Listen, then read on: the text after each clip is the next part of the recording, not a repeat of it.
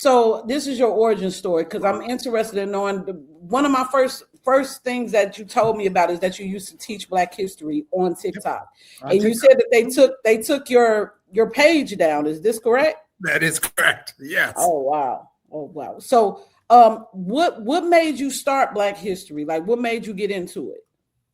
Like what was the spark? Well, so the media around us never ever gives us the truth. I wanted to know the reality of the world around me. And when I started reading, when I was 14, 15, 16, I started reading really old history books. And all of these, here I am, a white kid in rural Michigan, right? But I went to high school in Flint, Michigan. Okay.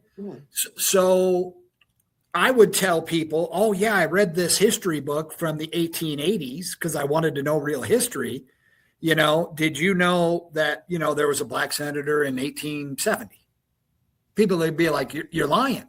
And so at a really young age, starting from like 14 to 16, I realized that Black history was not written about. Mm-hmm. So I'm like, that is a truth I want to know. So I spent about 10 years of my life going through old textbooks and reading. And I find out that there's this incredibly rich history that I was never taught in my schools. So while looking for the truth, I learned about the real history of the United States, and it was beautiful. I love that. I love that. What about you, Travis? Sorry. Yeah, thank you.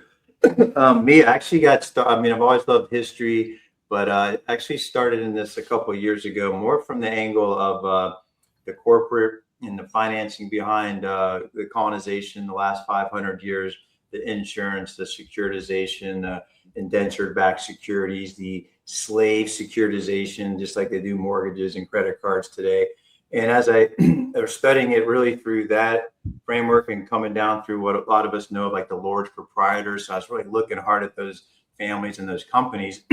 That led me into like scene after scene or like event after event where it's like, okay, there's displacement, and then like the new counties come in and the missionaries show up, and I was just like, but how do they make, my thing is like, how are they making money off of all this? Nobody's here for freedom of religion. Nobody's here for per se better opportunity. They're here because they're employees of these corporations who are sending them over here, or they bought them and they're bringing them over here.